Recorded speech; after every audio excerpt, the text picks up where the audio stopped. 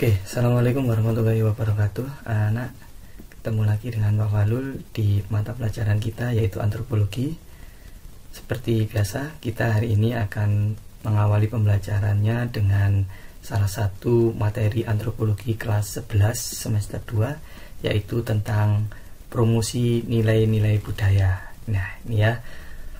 Tujuan belajar kita adalah mempromosikan atau memahami tentang bagaimana mempromosikan nilai-nilai kultural, misalnya seperti gotong royong, tulung menolong, kekeluargaan, kemanusiaan, tenggang rasa, sebagai upaya untuk mempertahankan budaya nasional atau nasional kultur. Oke, kita awali dari peta konsep bahwa materi yang harus kita pelajari untuk hari ini diantaranya adalah nanti kita belajar tentang pengertian promosi, kemudian dilanjutkan dengan tujuan promosi dan juga bentuk-bentuk promosi budaya. Oke ya.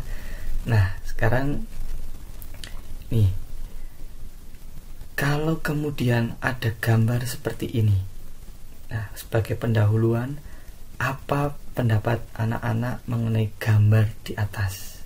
Satu, ada sebuah gambar yang menunjukkan bahwa ada sebuah ajakan untuk menghidupkan kota atau hidupkan kotamu dengan budayamu. Andai kota itu peradaban, rumah kami adalah budaya. Yang kedua, ada gambar ya, atau iklan ini ya, yang menunjukkan adanya fashion show tentang batik ya. Fashion showku cinta batik. Nah ini. Kemudian ketika sudah mengamati, coba anak-anak analisis pesan apa yang kemudian ingin disampaikan oleh kedua gambar tersebut. Nanti pertanyaan ini bisa anak-anak jawab sekaligus nanti di akhir, setelah kemudian anak-anak belajar dari semua materi yang udah nanti kita bahas bareng-bareng. Oke ya. Tapi jangan lupa nanti ini tetap dikerjakan. Berikutnya kita awali definisi tentang promosi. Dari kemudian beberapa buku dapat kita ambil bahwa definisi promosi itu adalah menginformasikan, membujuk atau mengingatkan orang-orang tentang produk yang dihasilkan organisasi, individu ataupun rumah tangga dengan tujuan agar dikenal masyarakat luas.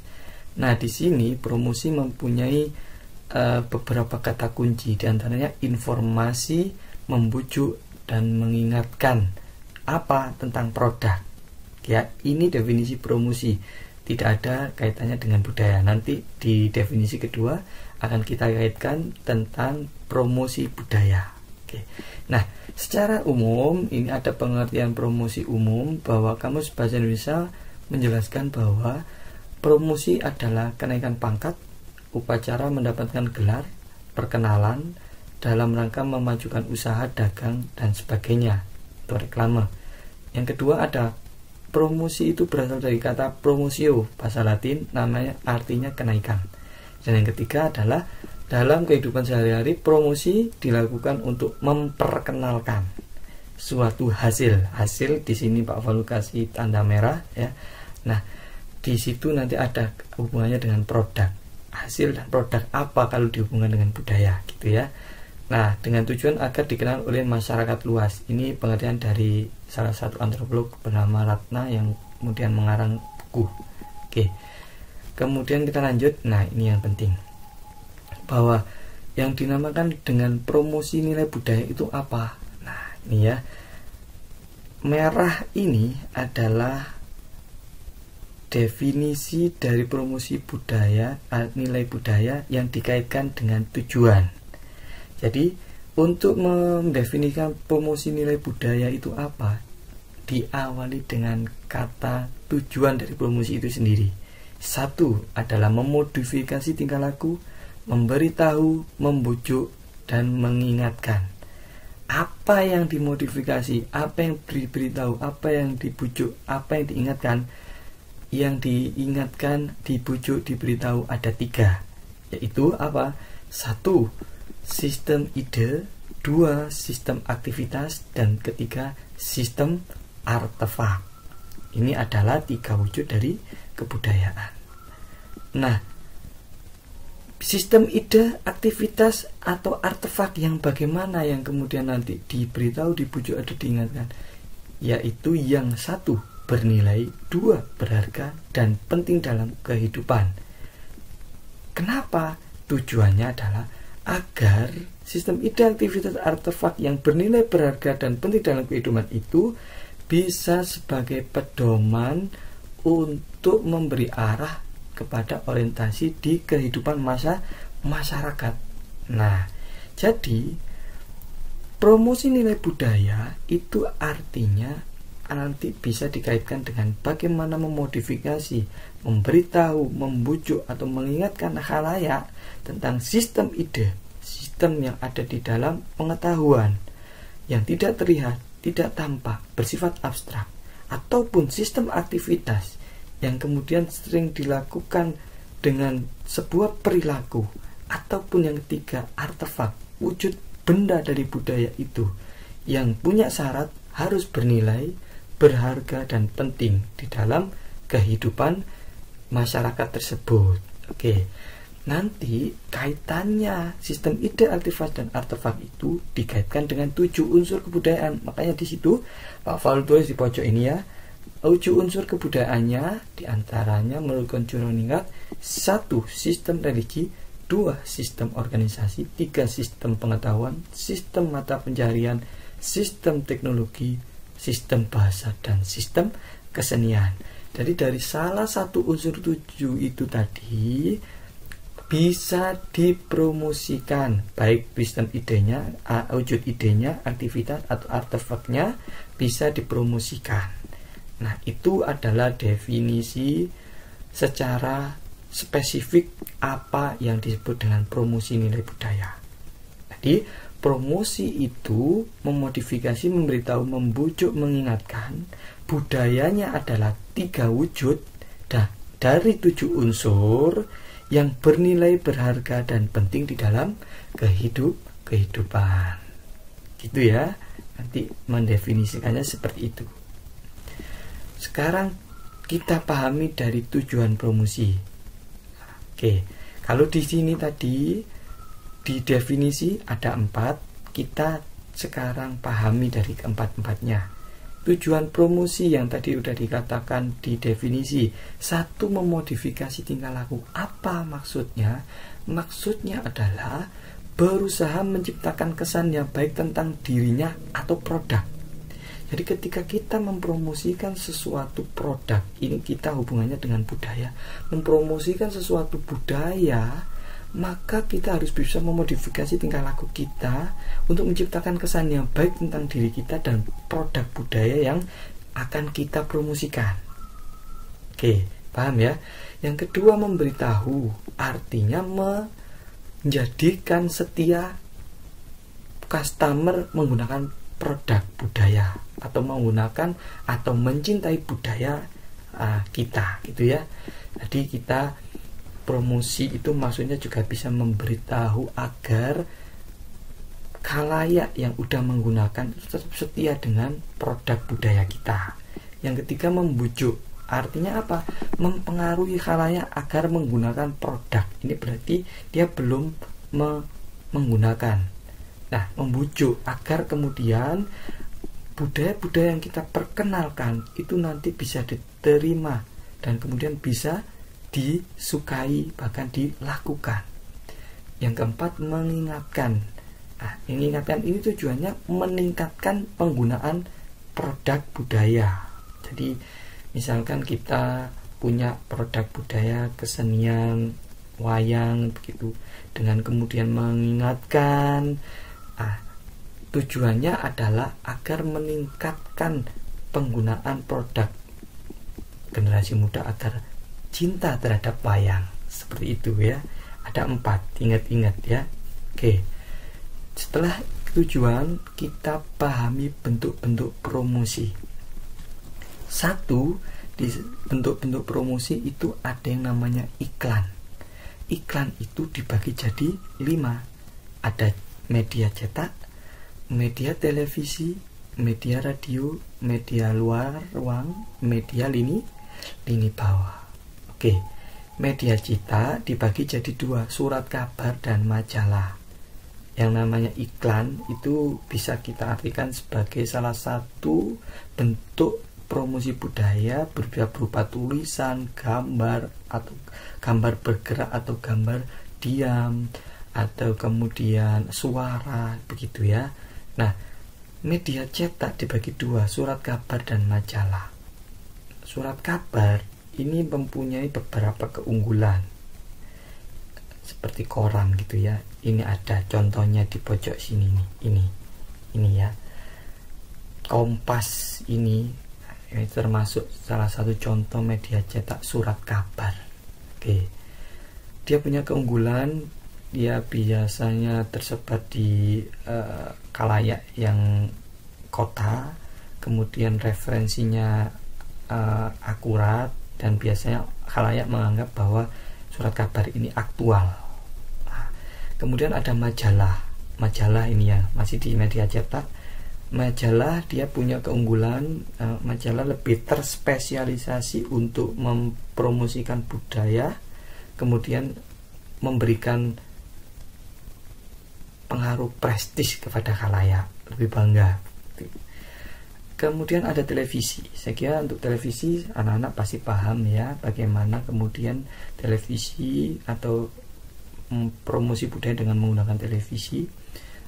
Nah, televisi ini mempunyai keunggulan, biayanya efisien dan dampaknya kepada khalayak sangat kuat. Ketika ada radio ini punya keunggulan, yaitu dia bisa menjangkau wilayah-wilayah yang sangat terpencil dengan cepat, kemudian tahan kendala seperti letak geografis dan lain sebagainya. Terakhir, dia merakyat. Nah, yang keempat ada media luar ruang.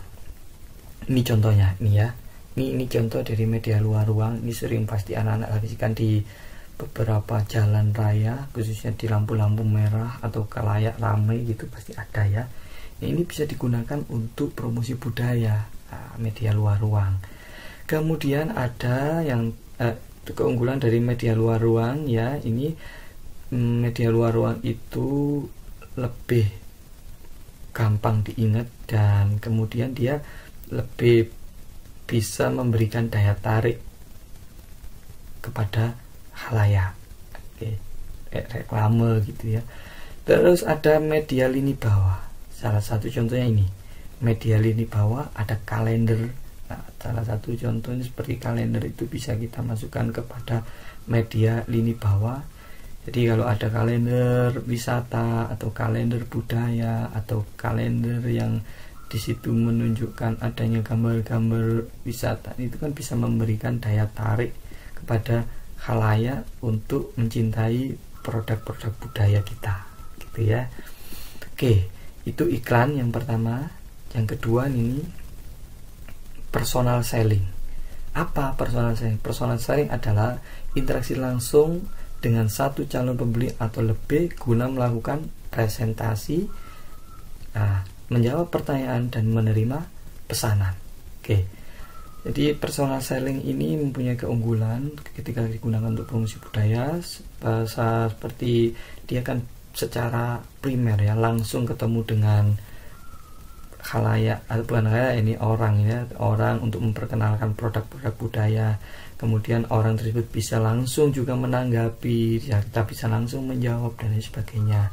Ini bagus, personal selling bisa digunakan untuk salah satu cara dalam mempromosikan budaya.